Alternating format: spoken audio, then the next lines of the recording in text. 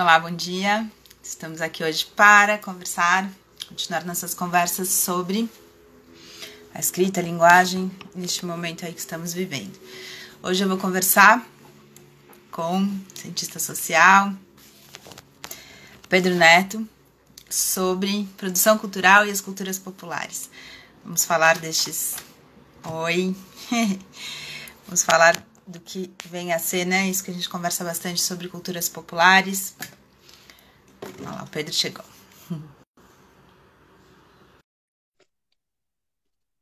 Conversar com quem entende.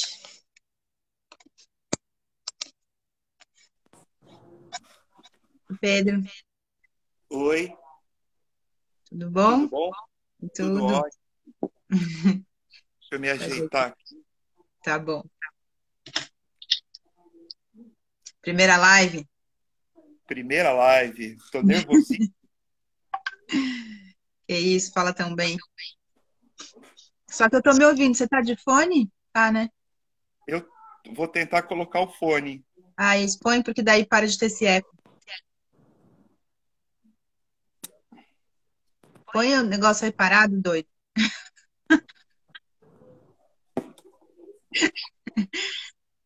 Eu tô Pronto? tentando. Pronto, que o fone não tá funcionando. Tudo Peraí. bem. Não tá, já, não tá mais com eco. Oi. Gente, tem que ter paciência, porque ao vivo é assim, é uma emoção. Todo dia uma emoção diferente aqui. Peraí, que eu vou tocar o fone. Pronto?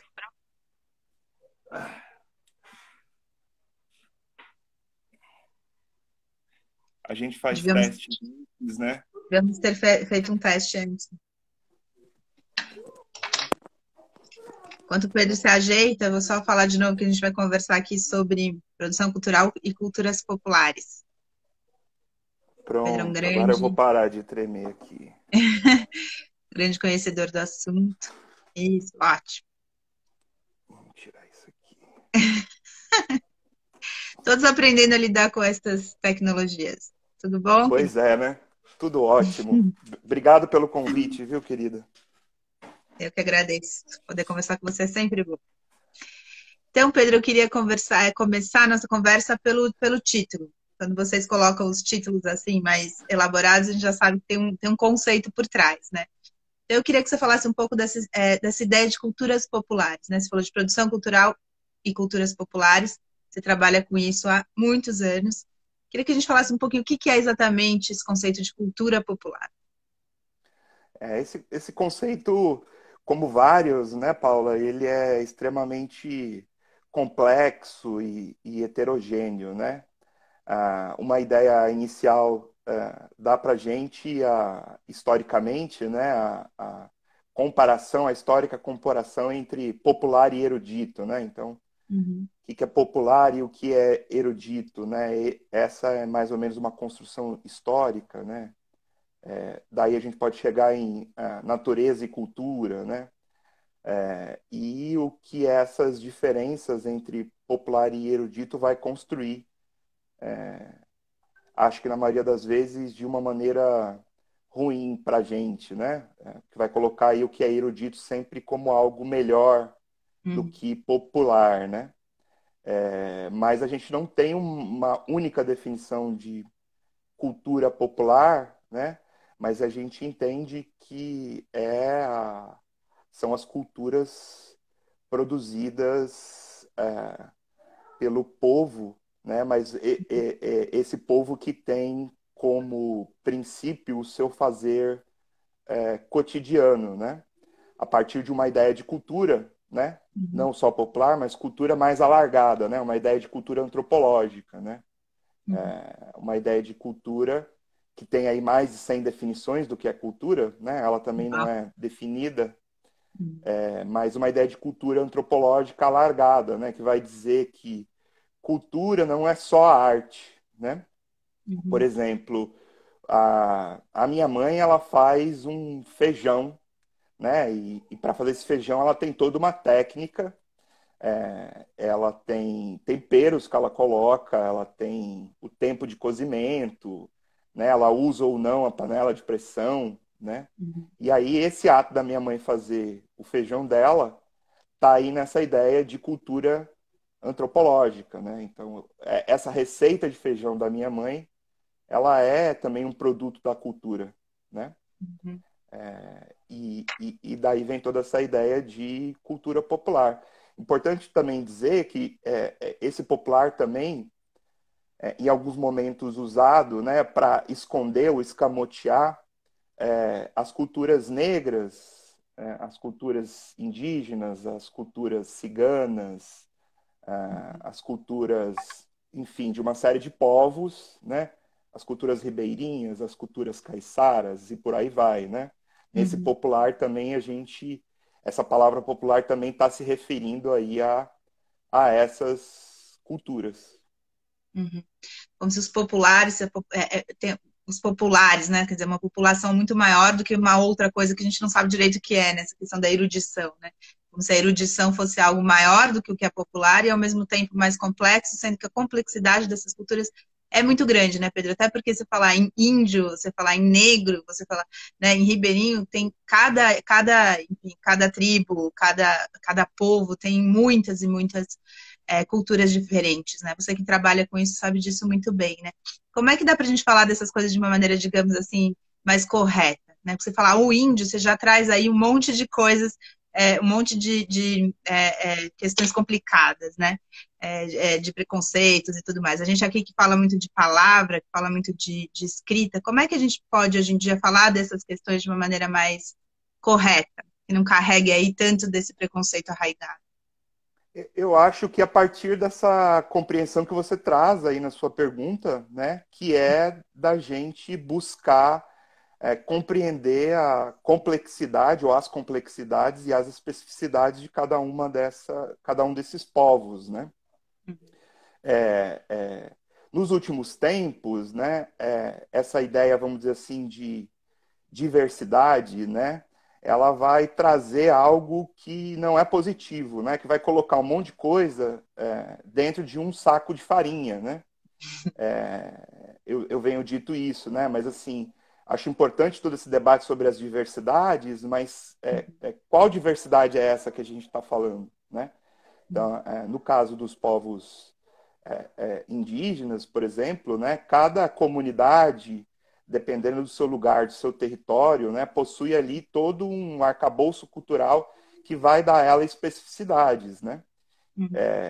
No caso dos povos negros, também, no caso de todos esses povos, né, eles terão especificidades e eu acho que trazer e tentar entender isso a partir das suas complexidades, né, é interessante, eu acho mais assertivo. E buscar entender isso e fazer essa pergunta para eles que são os detentores disso, né? Assim, Uhum. então, povos indígenas, né? Eu acho que ele já traz esse componente aí de uma ideia de povo, né? Mas tratá-los pelos nomes, né? Kamaiurá, Rikbatsa, a mesma coisa com os povos negros, né?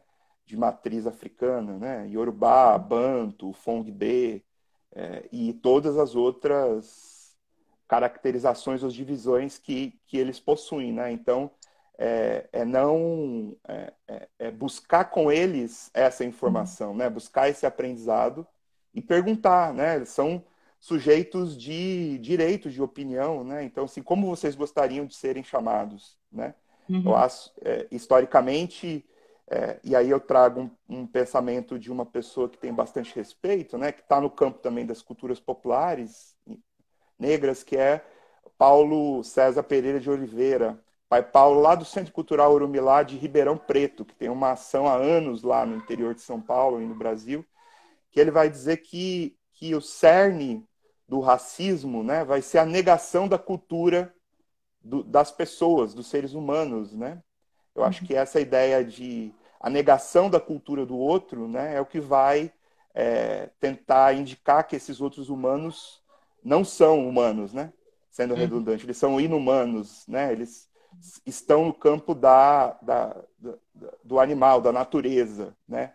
Uhum. Então, vai tirar dessas pessoas o poder de poder falar sobre si mesmo, né? A gente fala sobre eles. Então, acho que Entendi. perguntar para eles é um caminho bastante interessante. E buscar aprender, né?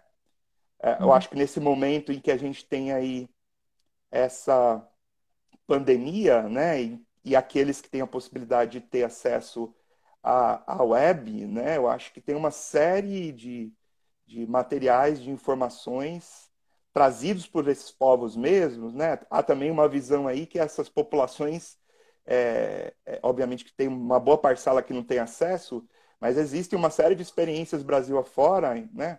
Tanto os povos indígenas, negros, ciganos, que tiveram e que têm acesso e que produzem conteúdos, Uhum. inclusive na web, inclusive na área de cinema, na área de escrita, de literatura, na área de produção, por exemplo, de jogos, né? E eu acho que pode ser um lugar interessante para a gente dialogar e conversar com esses povos. Tá, o Wagner falou que ele viu em algum lugar que não pode mais falar tupiniquim, que tupiniquim é carregado de preconceitos. Ele queria saber se isso é verdade. Assim, eu não saberia dizer especificamente sobre a palavra tupiniquim, né? Mas essas palavras, de um modo geral, elas são carregadas de preconceito porque elas tentam colocar tudo num saco de farinha, né? Assim, como que a gente vai definir o que seria tupiniquim, né? Uhum, Sendo que dentro dessa palavra tem aí uma diversidade gigantesca, né? Então, na minha opinião, quanto mais a gente recortar, né? Quanto mais a gente recortar essas classificações, porque são classificações, né? É como uhum, nós enxergamos o outro, né? uhum, Você é, né? Você é isso, você é aquilo, né? Quanto mais a gente recortar o que é o outro, perguntando para ele, né? Primeiro o que uhum. ele é, eu acho que pode ser interessante e a gente vai tirando a carga de preconceitos dessas várias palavras, né? E a Márcia falou que o povo indígena seriam povos, não, os povos indígenas, na verdade, seriam povos originários, que falar assim é melhor. Povos originários. Esse é um termo não tão antigo, né? Mas eles vêm se auto-identificando assim como povos originários, justamente para trazer todo esse debate de que eles estavam aqui Uhum, antes da chegada dos colonizadores, né? Para trazer esse debate e essa ideia de que aqui antes havia toda uma cultura e que o Brasil, a América, não começou a partir da chegada dos colonizadores, né? Então, essa ideia de originários traz aí toda essa carga e todo esse debate que a gente precisa fazer, né? Porque, uhum, infelizmente, de um modo geral, na escola, a gente parece que esses conteúdos, né, trazidos pelos colonizadores, isso vai aparecer em vários lugares no âmbito da cultura, né? Só começou com a chegada deles, né? E o que é uhum, legal só é a partir deles, né? Como se nada aqui tivesse antes disso, né? Então essa ideia de povos originários, ela é bastante interessante e traz todo esse debate. uhum. Você falou de povos originários, falou da questão da cultura popular e de produção cultural. Quer dizer, você trabalha com produção cultural com esses povos com essa cultura popular há muito tempo, né? Como é que se dá essa questão da produção cultural? Que isso também é um grande debate, né? Assim, isso que você está falando, falar sobre, né? Então a gente vai lá e faz um trabalho sobre um povo, né? Você está falando de dar essa primazia, dar não, né? Deixar com que ajudá-los a falar por eles mesmos. Né? Como é que se dá isso, Pedro? Você tem contato com as populações? Você faz um trabalho junto com eles? Como é que se dá esse seu trabalho de produção cultural com as culturas populares? É isso. É, eu acho que há aí uma série de especificidades, né? Não tem como eu não falar disso e não falar de uma grande produtora nesse campo das culturas populares, negras, de um modo geral, que é a parceira Sandra Campos, né? Com quem aprendo e desenvolvo uma série de projetos, né? Esse lidar com as culturas populares ou como produzir culturas populares ele é um processo antigo e ele foi um processo que a gente aprendeu a fazer junto, né? Porque de uma maneira simplista, ah, muitos, né, ou muitas dessas produções, elas levam em consideração uma coisa mais geral, que não atende às especificidades desses grupos, né? Ou seja, vamos produzir uma banda musical. Não é a mesma coisa que produzir cultura popular, não é a mesma coisa que produzir um grupo de cultura popular, né? Por Tem uma quê? série de, tem uma série de especificidades nisso tudo, né? Vamos pegar um exemplo, um grupo de cultura popular, por exemplo, com uns 30 pessoas, 40 pessoas, 50, 80, 100 pessoas, né? Ele vai ter uma série de questões relacionadas à produção cultural diferente de uma banda, né? Além das questões, vamos dizer assim, técnicas, práticas, né? Questão de sonorização, a questão do local, a questão da... vai ter as questões, por exemplo, de relacionamento entre eles, né? Vai ter questões, por exemplo, Só um importantes, que minuto, é a Pedro. questão... Eu vou te cortar, Oi. porque você falou da Sandra Campos, ela entrou um segundo depois. O Pedro acabou de falar de você, que ele não tem como falar de produção cultural sem falar de você, e você acabou de entrar um segundo depois, é engraçado. E Ah, aí, se que... você está falando dessa questão, é que uma banda, né, são pessoas que se propuseram a estudar música, né, e fizeram uma banda, né? Você está falando que a cultura popular é diferente, porque na verdade ali é uma comunidade, é um pouco isso, talvez essa diferença, uma comunidade, e aqui é De uma um banda modo, proposta para ser isso. de um modo geral. De um modo geral, os grupos de cultura popular, eles não têm o objeto final, a sua produção artística capitalizada, vamos dizer assim, né? Eles fazem naturalmente, melhor que natural, que não é um termo bom, eles fazem organicamente, acho que é melhor, organicamente a sua cultura. Né? Eles não têm como produto fim toda essa elaboração que uma banda que estuda, que pensa como colocar isso num palco, né? Não que os grupos de cultura popular não pensem nisso, né? Então, quando a gente desloca um grupo desse, né, para um outro lugar que não é o território deles, a gente tem uma série de questões que precisa ser pensada. E só a convivência com eles, né, só indo conhecer como eles fazem essa cultura no lugar deles, vai fazer com que a gente consiga transportar isso para outro lugar. Né? Um debate Uhum, interessante nisso tudo, de vários, é a questão do palco italiano, né? Não tem uhum, como a gente pegar um grupo desse e colocar num palco italiano, na minha opinião. Né?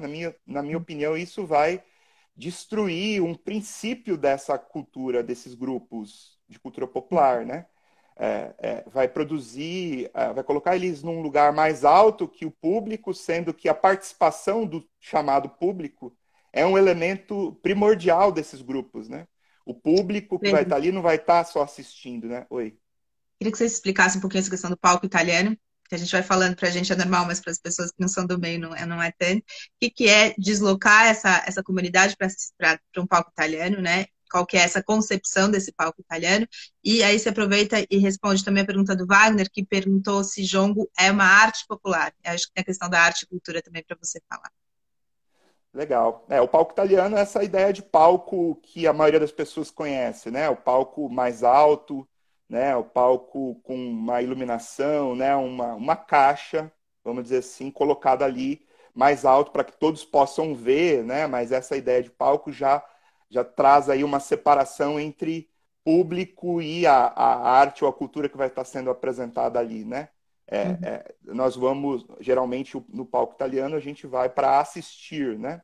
Obviamente que tem aí todos os shows musicais, que além de assistir, a gente pode ali estar embaixo dançando também, né? Mas a princípio, um pouquinho. a princípio a ideia é de que a gente assista, né? Que a gente Uhum, veja o que está acontecendo ali parado, né? Os grupos de cultura popular, não, né? De um modo geral, eu diria toda essa produção ela é feita para que haja uma participação do público, né? Que o público possa estar junto, circulando e experienciando tudo aquilo que está ali. Quando você coloca isso, você tira essa possibilidade, né? Além de alguns lugares, tem um problema técnico aí, né? Como é que a gente vai colocar 80 pessoas num palco, né? Esse palco vai ter que ter um tamanho, toda uma estrutura para isso acontecer, né? uhum, A questão do jongo colocada, né, é justamente esse debate de arte e cultura, né? A uhum, arte, ela é um elemento que está dentro da cultura, como a gente falou no início, né? A cultura é algo mais alargado, né? A cultura é o jeito que você se veste, né? A cultura é o jeito que você fala, é o jeito que se relaciona com as pessoas, é a sua alimentação, né? Ou seja, na minha opinião, de algumas outras pessoas, chamar de arte, né, de maneira alguma desmerecendo a arte, é reduzir um pouco essa complexidade da cultura, né? Tá? Então, Uhum. não é a dança do jongo ou o canto do jongo, né? Ou seja, a dança, o canto, a música, a roupa, a performance, o jeito que ele se alimenta, ou seja, tudo isso é o jongo, né? É algo maior. É um pouco essa ideia, né? Eu queria que você falasse um pouco melhor sobre essa questão de arte e cultura, né? Porque muitas vezes fala, culinária é uma arte, isso que lá é uma arte. E aí você está dizendo, isso faz parte de uma cultura, que é algo maior, né? Um saber mais alargado. Eu queria que você falasse um pouquinho mais sobre isso, a questão de arte e de cultura. Legal. Esse debate é um debate que eu gosto bastante, né? Debate também bastante potencializado por outro grande amigo nosso chamado Tião Soares, Hum. né? Que vai e isso, na minha opinião, está extremamente relacionado com vamos dizer assim, com políticas públicas, né? Ou com o que a sociedade, de um modo geral, potencializa, né? O Uhum. fazer artístico, extremamente importante, queria mais uma vez frisar que não há aí uma ideia de juízo de valor ou de dimissão desse fazer artístico, né? Uhum. Mas ele está restrito, ou ele é buscado, de um modo geral, por essa população aí com esse entendimento mais reduzido, né? Quando a gente fala em cultura, a gente está dando à luz a esses outros aspectos que eu coloquei aí, né? De um modo geral, a política pública ela potencializa esse fazer artístico, né? Fazer artístico capitalizado, vamos dizer assim, né? O fazer artístico que vai de um modo geral para os palcos, né? O fazer artístico especializado, Que né? tem um produto, seria um pouco essa diferença também? Que, exatamente, que tem um produto, perfeito, que tem um produto para poder mostrar para a população, para poder vender, né? Quando a gente está falando Uhum. de cultura, a gente está falando de toda essa outra complexidade, diferente só do fazer artístico, né? O Tião fala um pouco isso que eu disse, né? Que a arte está dentro da cultura, mas a cultura necessariamente não está dentro da arte, né? Essa é Uhum. uma fala do Tião que um pouco vai tentar delimitar essas diferenças, né? Quando a gente vai para a política pública, por exemplo, o fazer artístico ele é muito mais potencializado, né? Ele é muito mais visto no primeiro momento do que essa coisa maior que é a cultura. Uhum. Só para falar que é a primeira vez aqui, que tô fazendo live há muito tempo, que fica tipo uma festinha. Todo mundo, oi, olha quem entrou, oi, tudo bem? Falando de culturas populares, aí tá uma festa aqui nos comentários, muito bacana. Elas estão conversando entre si. Então, essa questão de arte e cultura, né, é como se a cultura ela contivesse a arte, né? E aí, quando a gente vai Isso. para a questão das políticas públicas, que é o que você está falando, a gente normalmente vai valorizar a questão do produto, né? Então, você vai dar o dinheiro para a pessoa fazer um produto, apresentar um produto quanto mais perfeito, acabado, melhor. E a cultura é como se fosse um processo, é um pouco isso. Cultura é um processo de vida, é um processo que tem a ver com ancestralidade, é um processo que não, né, eu vou fazer feijão, faço parecido com o que a minha avó faz, a minha avó faz um pouco parecido que né, com a avó dela que fazia, então estou fazendo feijão que a minha, sei lá, a minha tataravó, que era negra, fazia, mesmo que eu não saiba. É um pouco isso desse percurso, e que a arte também tem, né, mas que a arte como produto, a arte capitalizada, ela é como se tivesse cortado um pouco esse fluxo? Perfeito, perfeito, é isso mesmo, é essa a ideia. E aí essa questão da capitalização e da política pública, eu acho legal dizer, né? Ou essa ideia, ela às vezes deixa entender, e infelizmente é isso que acaba acontecendo, há uma valoração entre uma coisa e outra a partir disso, né, Paula? Ou seja, essa ideia de ancestralidade, esse contínuo, né, que está muito mais presente na cultura, essa coisa que, entre aspas, parece menos elaborada, é visto pela sociedade, pelas políticas públicas como algo menor, né? Então, Uhum. por que um grupo musical, um fazer artístico, né, ou algum dos fazeres artísticos, quando é contratado, tem um valor, né? Uhum. E um grupo de cultura popular, por conta de que é um contínuo que eles já fazem na localidade, tem um outro valor, e um valor, de um modo geral, muito menor.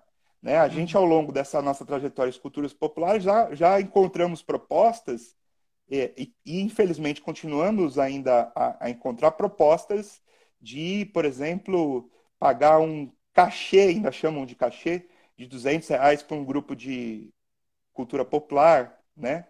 Uhum. Com várias justificativas extremamente complicadas, né?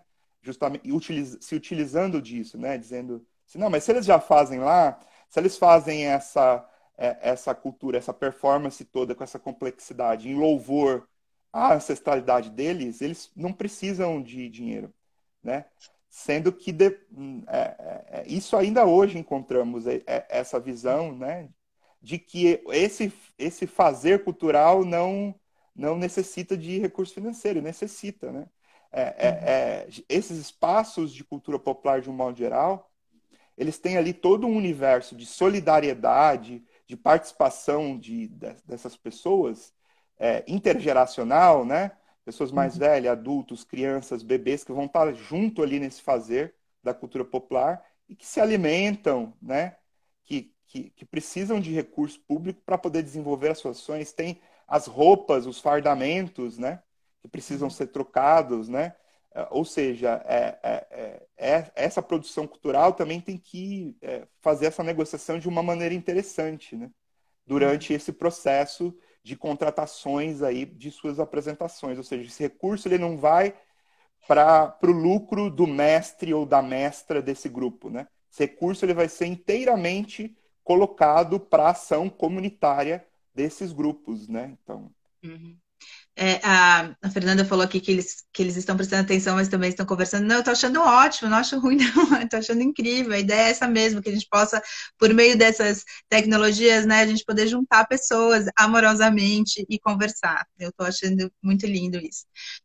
Eu queria te perguntar qual a importância, né? Porque muita gente tem essa questão mesmo. Ah, tá bom, tem essas questões aí, esses grupos e tal, mas isso já foi, ou isso é antigo, ou isso é arcaico, né? Qual a importância disso para mim no dia a dia? Qual a importância que tem isso, Pedro, da gente manter essas tradições e de poder fazer projetos culturais para que as pessoas tenham mais contato e possam se reconhecer também nesse universo? é importantíssimo, né, Paula? Porque isso é o que a gente é, né? Ou deveria ser o que a gente é, né? É o lugar da nossa identidade. É quem cada um de nós é individualmente e é o que cada um de nós é comunitariamente, coletivamente, né? Em grupo, em sociedade, né? A gente é definido a partir desses elementos culturais, né? E aí também é uma ideia bastante difundida, infelizmente, até hoje, que você colocou aí, que é essa ideia de tradição, né? Essa ideia de tradição que parece que cheira a naftalina, né? Uhum. E essas culturas, né, nossas culturas populares, tradicionais, elas não é porque se chamam assim, ou nessa ideia de tradição, não está dizendo que elas são paradas no tempo, estáticas, fechadas numa caixinha e com essa ideia de velho cheirando a mofo, né? Elas, com o passar do tempo, assim como todas as culturas, vão recebendo outros elementos e vão incorporando aos seus, né? É o debate, por exemplo, de que o povo indígena, né, ou que determinada pessoa indígena não pode usar uma calça jeans, porque se ela usar uma calça jeans, ela vai estar deixando de ser pertencente ao povo indígena, né? Ou no caso dos povos tradicionais de matriz africana, uma pessoa pertencente a esse povo não pode usar um Rolex, porque se ela usar um Rolex, ela vai deixar de ser povo tradicional de matriz africana. Não é essa a ideia, né? Ela vai usar uma calça jeans, ela vai usar um Rolex, mas ela vai continuar pertencente a esses povos, porque a base da estrutura do cotidiano dela, do dia a dia dela, tem elementos da tradição, né? Ela vai Uhum. continuar sendo tradicional, ou seja, é uma ideia de tradicional extremamente ligada à identidade, né? Extremamente ligada à origem delas, né? E também é muito difundido essa coisa da origem, né? No caso, os povos tradicionais de matriz africana, que por conta assassinato, eu chamo assim, né, por conta do genocídio, né, por conta da escravização de seres humanos trazido à força Uhum. do continente africano para cá. E aí alguns usam o termo diáspora, né? Acho um termo muito bonitinho, né, que não traz aí essa ideia de O assassinato, termo é né? lindo, né? Mas não O cabe. termo é lindo. Uhum. É, eu acho que a gente pode usá-lo também, né? Mas acho importante trazer essa ideia de escravização de seres humanos, né? Trazido à força para cá. Uhum.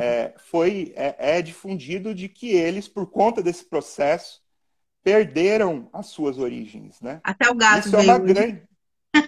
Ah, que legal. Oi? O gato preto. Ah, isso é uma grande mentira, né, Paula? É uma grande mentira que se Uhum. perdeu isso, né? As populações de matriz africana e seus descendentes aqui no Brasil têm uma série de desenvolve uma série de ações, né? Desenvolve a sua cultura a partir dessas suas origens, né? E essas Uhum. origens estão no seu cotidiano, né? E existem as origens materiais, né? Ou seja, a colonização ou o assassinato promovido pela Europa, pela Europa branca, tanto no continente como aqui nas Américas, Uhum. ela não destruiu por completo esses lugares e essa origem, né? Essa origem ela foi ressignificada, né? É um Uhum. pouco isso. Tá. A Márcia está falando que parece que só as nossas, nossos povos originários, só a gente tem questão com essas coisas, digamos, antigas, entre aspas, mas que, por exemplo, os europeus, os alemães, eles têm sempre essa questão com a tradição, né? As festas tradicionais dos povos alemães, ele deu esse exemplo, né? Então, quer dizer, não é só como se a gente falasse disso, que fosse algo velho, algo que a gente está impondo, sei lá o quê. Mas ele está dizendo que ela está dizendo que vários outros povos estão sempre aí também festejando e trazendo as suas tradições, né? Exatamente, estão trazendo as suas tradições do mundo inteiro, né? Essas Uhum. culturas estão aí no mundo inteiro e essas tradições vão recebendo questões do hoje, né? Pensando no Uhum. futuro, né? Não só os povos originários de matriz africana, não só os povos, vamos dizer assim, do Oriente, né?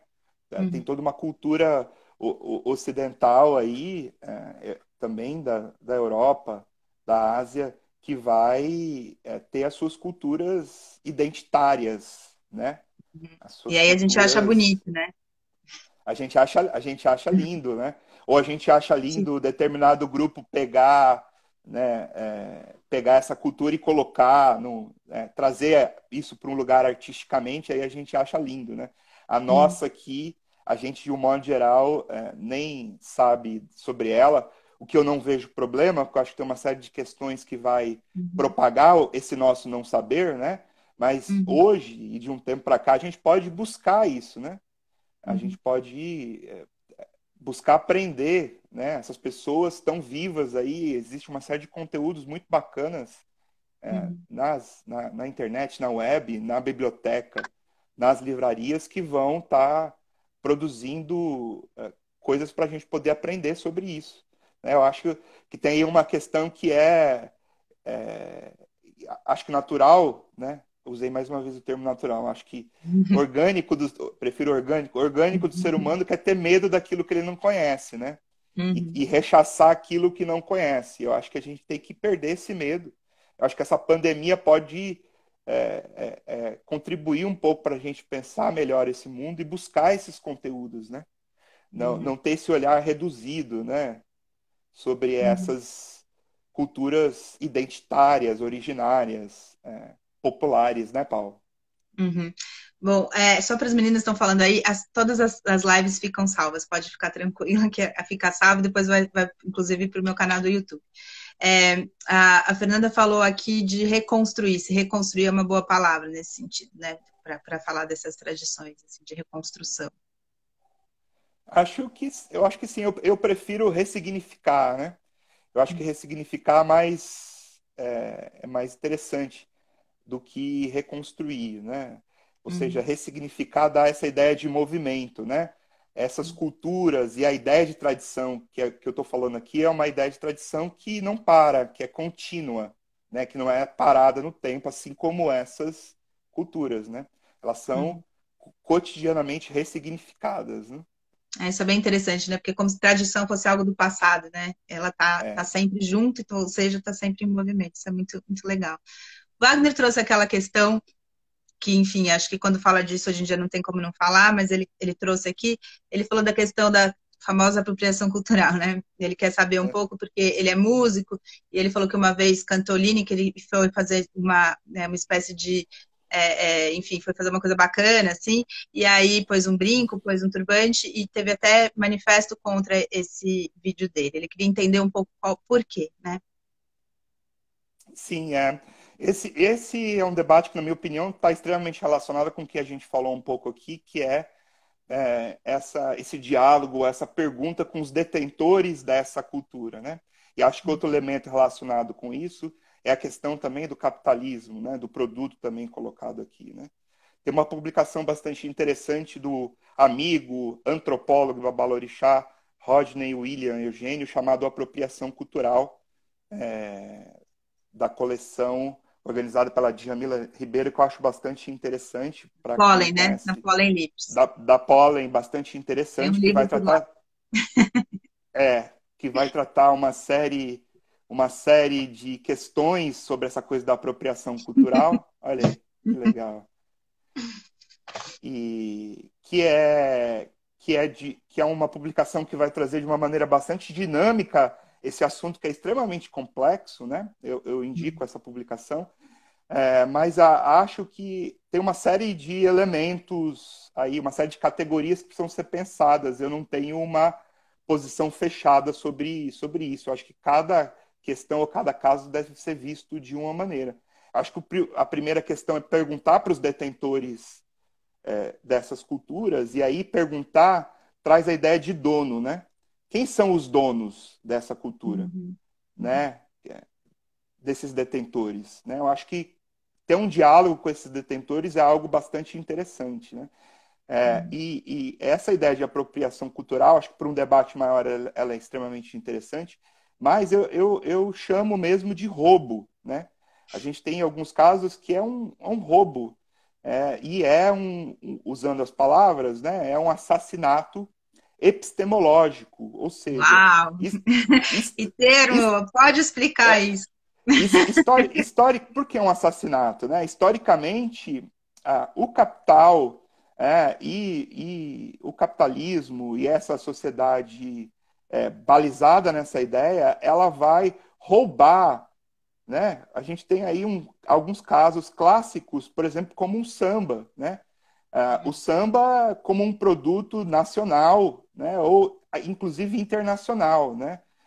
Um grande amigo também chamado Wagner Gonçalves da Silva vai falar sobre isso, né? Vai falar que, historicamente, a mão afro-brasileira, a mão negra, no caso do samba, ela vai sendo tirada dessas culturas, vai sendo arrancada e ela deixa de ser de nascimento, né? De origem dessa população, desse povo, e vai se transformando numa uma coisa nacional. Né? Essa cultura negra, essa população negra vai sendo tirada disso e ao ponto de, em alguns momentos, parecer que ela nem existiu. Né? Então, e o que vai acontecendo nesse processo, e eu acho que é um processo, de certa maneira, inevitável, vai se tirando esse debate sobre a questão étnico-racial nesse caso. Né? Eu acho que fazer com, né, como também sempre diz Tião Soares, né, fazer com essa população é o jeito interessante de não ser esse assassinato, não ser uma apropriação. Né? Ou seja, existem aí algumas experiências, por exemplo, de marcas e de produções, inclusive dos próprios fazedores, de utilizar desenhos e marcas ancestrais dos povos originários, né, de populações indígenas, para construir produtos, né?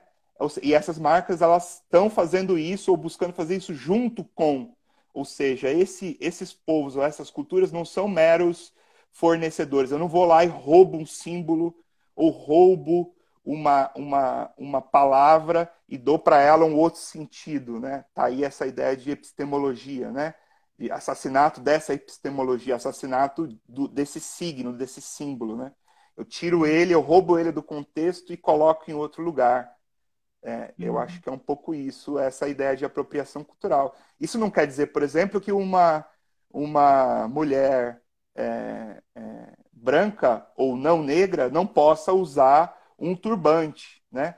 Mas seria digno da parte dela, ou seria interessante ela aprender sobre o que é esse turbante, por exemplo, né? Uhum. E por aí vai, né? Eu acho que a caso a caso, né? Nos últimos tempos, eu acho isso importantíssimo, né? Os detentores desse conhecimento, né, eles vêm buscado a produção e a sua origem, né, e mostrando para a sociedade que os donos desses conteúdos e desse conhecimento estão aí, né, eles vêm pedindo para eles e trazendo para eles todo esse debate, que eu acho extremamente interessante, frutífero e que tem que continuar acontecendo sim. A gente está falando de um macro, né, Pedro? Assim, a gente está falando de algo que é Uhum. macro. Então, o Wagner, quando ele se sentiu super atacado, enfim, sem querer ter essa vontade, sem estar querendo fazer algo ruim, né? Nem ele sendo uma pessoa, ele é uma pessoa super bacana, é porque não está falando dele, né? Está falando de uma coisa macro, de um processo muito maior, que às vezes as pessoas não sabem, exatamente porque a gente não tem contato, né, com esse tipo de valor, de cultura. A gente fica muito recebendo coisas de outros lugares, né? E a gente está aprendendo, estamos todas num processo, né? Daí não é demonizar a pessoa, né? Como o Wagner se sentiu atacado, mas é ele aprender com isso algo maior, né? Algo macro, algo que é cultural, que está para além de nós também, né? Perfeito, perfeito. Eu acho que um outro teórico, ele vai falar especificamente sobre a questão do racismo, né, chamado Frantz Fanon, e outras pessoas vão, a partir disso, né, falar bastante sobre isso, que eu gosto bastante, né? Ele vai falar isso sobre o racismo, mas eu acho que a gente pode jogar isso para o modo geral. Eu acho que a primeira coisa que a sociedade precisa aprender, ou dizer, ou verbalizar, é que o racismo existe no Brasil, né? Ele vai dizer isso em outro contexto, né? Ou seja, a afirmação da existência do racismo, por exemplo, né? Eu acho que a gente pode afirmar também que a gente não sabe tudo, né? E eu acho que o campo da arte e da cultura é um dos melhores lugares para isso, né? De a gente, nesse processo de experimentação, fazer alguma coisa e com isso aprender, né? Eu acho que a gente tem que parar de ter medo de assumir ou dizer que a gente sabe tudo, né? Eu acho que o fazer artístico, ele tem o lugar da experimentação, né? Ele pode permitir o erro e a gente aprender com esse erro, né? Que é um pouco isso que você está dizendo, né? Porque, de um modo geral, vem se construído aí também esse medo, né? Esse medo que a gente não pode mais falar sobre isso, sobre aquilo outro, né? Eu acho que a gente pode e deve falar sobre isso e aprender com isso e buscar pessoas que saibam sobre isso sem medo, né? Sem amarras, né? Uhum. Legal. Aí eu queria que você falasse um pouco do seu trabalho específico de produção cultural, né? O que que é exatamente produzir cultura popular? Né? A gente está falando aqui de olhar para eles, de perguntar para eles, né? Eles que também somos nós, né? Mas é de lá como é que as pessoas, por exemplo, não trabalham com isso? Como é que dá para perguntar para eles? Como é que dá para aprender? E como é que você produz isso, né? Eu queria que você desse um exemplo, por exemplo, de trabalho com culturas populares. É, é, que bacana, que legal. Eu tô adorando ser essa primeira live e a gente poder falar sobre isso dessa maneira, Paula. Obrigado mesmo. Eu acho que é mais uma vez, o fazer com, né? É Uhum, mais uma vez vivenciar, né? Eu acho que tem uma das especificidades das culturas populares de um modo geral é experienciar, né? Não olhar como um produto, né? Então eu acho que ir até as ações produzidas por eles, ir no local deles, né? Estar lá como mais uma pessoa é importante, né? Ir, por exemplo, numa congada, por exemplo. Então, eu acho que esse vivenciar e tentar estar ali junto com todas aquelas pessoas e tentar entender um pouco aquilo que está acontecendo, né? Aprender com eles. Acho que isso é a primeira coisa, né? Participar junto com eles daquilo tudo que vai estar acontecendo, né? Dessa uhum, congada, por exemplo, que é uma das ações que a gente faz e outras, né? E aí, a partir daí, a partir dessa vivência, ver como que a gente pode trazer isso para um outro lugar, para uma apresentação, né? Melhor que a apresentação, né? A gente tem Sandra Campos está aí, a gente chama de vivência, né? Como trazer essa vivência para um SESC, por exemplo, né? Então, eu acho que a gente funciona muito nisso, no caso dessa Congada, como um mediador, né? A gente vai ser um mediador entre essa produção, uma produção mediada, experienciada no lugar, que vai fazer a mediação com o contratante, né? Que vai fazer a mediação com o SESC, por exemplo, já que você pediu um exemplo. Né? E a Uhum. gente aí, então, além de ir experienciar, vivenciar a Congada no lugar dela, a gente vai lá fazer uma visita técnica no SESC tal. E a gente vai conversar com esse programador, que a princípio Isso. pode querer colocar essa Congada no teatro, né? Uhum. Tal, que a gente já falou do palco italiano. E aí a Uhum. gente vai, conversando com esse programador, dizer para ele assim, olha, não é interessante colocar a Congada aqui por conta do que a gente já conversou aqui. Vamos ver um outro lugar? Então, a área de convivência de tal unidade do SESC. Olha aqui, Uhum. chão com chão, uma localidade, né? E a gente faz essa mediação conceitual com esse programador, né? E a Uhum. gente... a questão da sonorização, por exemplo, é outra questão. Né? Essa Congada com 40 pessoas. A gente precisa só de um microfone, né? Por exemplo, não há necessidade de microfonar os instrumentos de percussão dessa congada e do coro todo, né? Porque justamente isso vai atrapalhar a vivência no SESC, né? Uhum. Essa microfonar tudo. A gente precisa de um sistema de som, de um modo geral, bastante simples, só para a mestra que vai puxar, porque a própria sonoridade acústica dos instrumentos e do coro das 40 pessoas já vai ser o suficiente. Então, assim, a gente não precisa, de um modo geral, de uma passagem de som de 40 minutos, né? A gente precisa checar esse som e a vivência está pronta, né? Então, um pouco isso da Uhum. experiência de uma coisa mais pontual, desse fazer, né? Por exemplo. É uma outra coisa que a gente precisa pensar nisso, nessa experiência desse grupo de Congada no SESC, é a questão da alimentação, né? Não vai Uhum. dar para a gente ter... alguns desses grupos, eles estão numa localidade que não é geralmente próxima das unidades do SESC, né? A gente tem grupos na capital, mas a gente tem, que é gigantesca, mas a gente tem grupos também no interior, né? Às vezes alguns grupos de jongo, de congada, de batuque, de samba rural paulista, precisam fazer um trajeto de 2 horas, né? Uhum. E aí eles precisam de uma alimentação, de um almoço, né? Então a gente precisa pensar nessa coisa, não vai adiantar ter amendoinzinho e petit four para eles comerem, porque eles não vão ter vitalidade necessária para poder fazer a vivência, né? Uhum. A gente precisa pensar no transporte, nesse ônibus, né? Que vai ter que ter uma relação com esse motorista e com essa empresa de ônibus, que vai ter que sim, que no trajeto, parar por determinado motivo que esse grupo familiar, identitário, ancestral vai precisar parar, né? Não vai poder ser um negócio ponto a ponto, né? Como uma produção Uhum. mais capitalizada, né?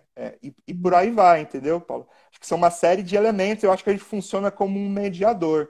E nisso também tem uma questão que eu acho importante da produção cultural, que já acontece em vários lugares do Brasil, que esses grupos, com o passar do tempo, eles vão criando a sua própria autonomia nessa produção. Né? Tem uma série de grupos que a gente trabalha, ou seja, a nossa produção cultural, a gente não tem uma lista de grupos exclusivos de cultura popular que trabalham com a nossa produção. Então alguém Uhum. liga para mim e fala assim: eu quero, vocês são os proprietários ou os agenciadores do grupo tal. A gente diz: não, nós não temos essa lista, né? Nós não temos essa lista porque nós não somos donos desses grupos e nós não, né? A gente constrói a ideia desde o início com esses grupos, né? Uhum. E eles, com o passar do tempo, isso já acontece com vários. Tem vários desses grupos de cultura popular que não precisam mais dessa mediação e desse trabalho nosso.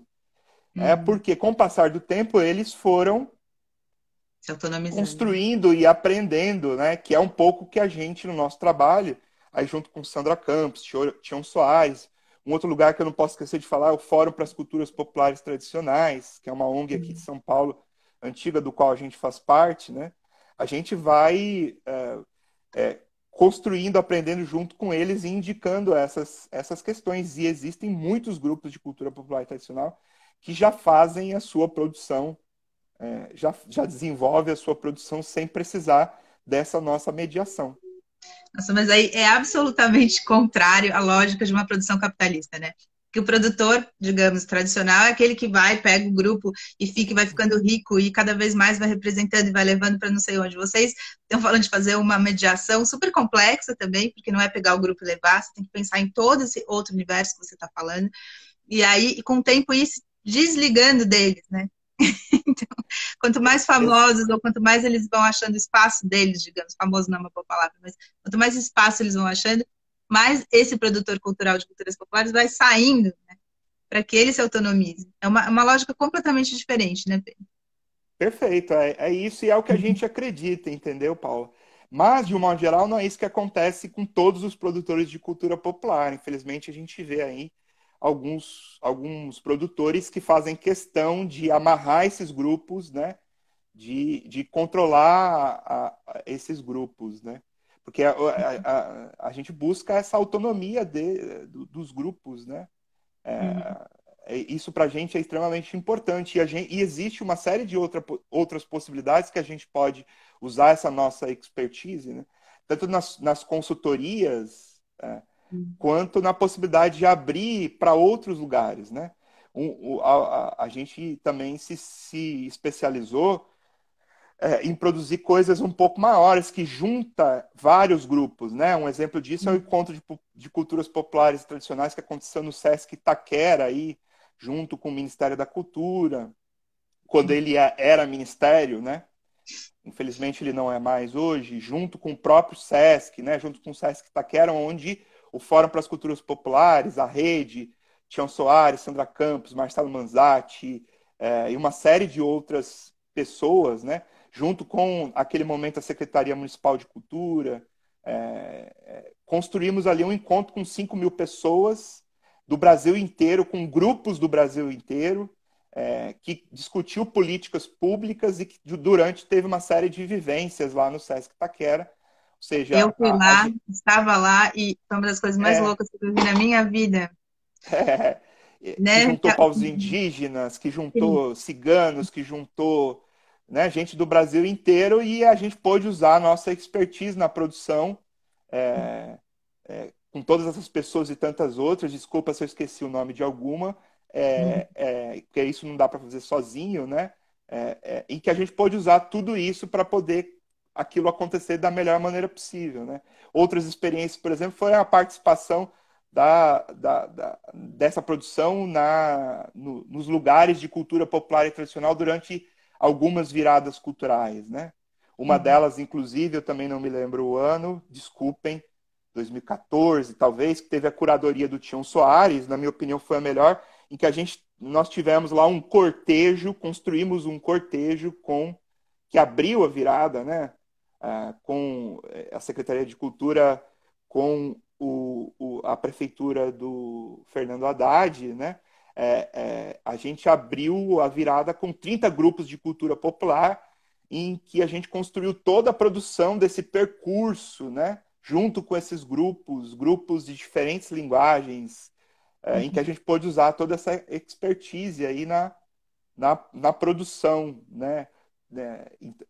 E nos detalhes, né? Eu acho que existem uma série de outros detalhes importantes que a gente pode ser útil, né? A gente não vai perder buscando a autonomia desses grupos, né? Que eles sejam cada vez mais autônomos mesmo, que não precisem da gente, né? Porque tem um universo gigantesco de possibilidades que a gente pode atuar. Eu tô amando isso aqui com essas pessoas dizendo cortejo maravilhoso, emocionante. Você lembra que eu fiz e conversando? Eu acho que a gente subverter a ideia de que a tecnologia é algo que nos afasta, sim, que nos aproxima. Eu acho que essa live está mostrando tudo isso, muito lindo. Estamos chegando aos 6 minutos finais, porque essa hora é muito rápida, como eu falei. Eu queria que você falasse um pouco, quer dizer, teria milhões de outras coisas. Você volta aqui outra vez para a gente conversar mais, porque é muito bom. Mas eu queria que você falasse um pouco para as pessoas, desse algumas indicações, né? Como é que a gente pode começar a adentrar esse universo? agora que a gente também não pode ter contato direto com os povos, né, com eles, a gente não pode ir lá ver. Então, eu queria que você desse algumas indicações de textos, de vídeos, alguma fala aí de coisas que a gente pode ir atrás para conseguir entender um pouco essa produção cultural com este olhar e a questão das culturas tradicionais. Olha só que interessante. Eu acho que é uma, é uma, é um lugar gigantesco, né, Paula, de informações, né? Eu acho que eu teria uma série de coisas para indicar relacionado a isso, né? Num campo um pouco mais teórico, eu gosto bastante de interpretações da cultura do Clifford Geertz, né? Que é um autor que vai tratar aí sobre as questões no âmbito da cultura de um modo geral que eu gosto bastante, né? E aí eu acho que tem as especificidades, né? Eu acho que é importante a gente conhecer os clássicos, né? Um deles, por exemplo, é o Câmara Cascudo, né? Conhecê-lo, apesar de uma série de criticidades que a gente pode ter com o conteúdo produzido dele, né? Uhum. Outro clássico que eu acho importante de conhecer é Mário de Andrade. Da mesma maneira, a gente pode ter uma série de criticidades à produção dele, né? E eu acho que hoje em dia tem a produção, eu não vou saber dizer aqui, mas as produções desses povos, né? Tem alguns grupos indígenas, tem todo um movimento aí do cinema, né? Que eles próprios estão produzindo conteúdos audiovisuais deles, que eu acho que é uma coisa bastante interessante de procurar. Enfim, acho que aí tem uma infinidade de possibilidades que a gente pode buscar para essa leitura, um monte de coisa disponível na web para poder saber um pouco mais sobre isso, né? As meninas estão falando para não terminar, é o Instagram que termina, é 1 hora, daqui a pouco vem o negócio em 29 segundos, eu tenho que dar tchau. Então, eu já estou avisando, 1 hora é o máximo que o Instagram permite que a gente fique, por isso que tem que terminar em 3 minutos. Mas sobre produção cultural, Pedro, acho que isso é até uma questão, né? Tem pouco material para se ler, né? Ainda mais uma produção cultural como essa. Aliás, vocês deviam escrever sobre isso, eu acho. Mas Legal, a tem, Sandra Campos está ouvindo aí, ó. Esse é um desejo nosso há bastante tempo. Quem sabe agora a gente não consegue. Mas tem algo que dê para entrar, pelo menos alguma coisa semelhante, alguma coisa que dê para ir nesse sentido? Que Para dê ler, para. para ver, para. Eu acho que essa complexidade, sabe, Paula? Não tem. Eu acho que a gente tem uma infinidade de coisas para ler sobre isso, não tem algo específico construído, sabe? As publicações de produção cultural que existem algumas clássicas aí, mas elas vão dar conta de algo um pouco mais geral que não vai trazer essas especificidades, né? Felizmente, essa é a construção do nosso país aí, né? Você Uhum, também teve uma experiência, você tem várias experiências, uma delas com cultura, né? Popular a partir aí da sua família, me lembro bastante aí, né? uhum, Pode dizer um pouco sobre isso. Eu acho que a gente tem que juntar os pontos, infelizmente, ainda, né? Ainda a uhum, gente tem que. Mas, por exemplo, alguns bens que são patrimônio brasileiro, né? Também vindo de uma gestão de Lula Dilma, né? E do Ministério da Cultura quando existia, tem aí no site do IFAM, por exemplo, os dossiês sobre o jongo, que é patrimônio, sobre o samba do Rio de Janeiro, sobre o frevo, sobre o tambor de crioula do Maranhão, sobre, né? uhum, Várias dessas expressões culturais que vai ter ali alguns dossiês que eu acho bastante interessante de serem lidos, e esses dossiês que foram construídos com acadêmicos e com os fazedores, né? Tem lá no site do IFAM, por exemplo, espero que tenha ainda, esses dossiês aí que vão falar sobre toda essa complexidade, por exemplo, dessas expressões, né? Agora Tá, tem estão falando. algumas Uhum. outras que ainda não tem, infelizmente. A gente tem que juntar os pontos mesmo, não tem como. Tá, estão falando que tem um grupo de Congado Mineiro que está na web, falaram de uma série da Amazon Prime sobre Câmara Cascudo. Meninas, Olha eu aí. vou fazer outra com o Pedro, sim, pode deixar. Muita coisa bacana para falar. Super obrigada. Obrigada por vocês terem feito Imagina, essa live. Uma diversão aí nos comentários. Bom que vocês tenham se visto por aqui. Faremos outra, Pedro. Obrigadão e a todo mundo que imagina. veio, viu? Obrigado você, querida. Foi um prazer, uma honra à tua disposição. Obrigado mesmo, parabéns. Obrigada, parabéns você sempre. Tchau, gente. Vai ficar Tchau. salvo aqui, viu, no meu perfil. Tchau. Tchau.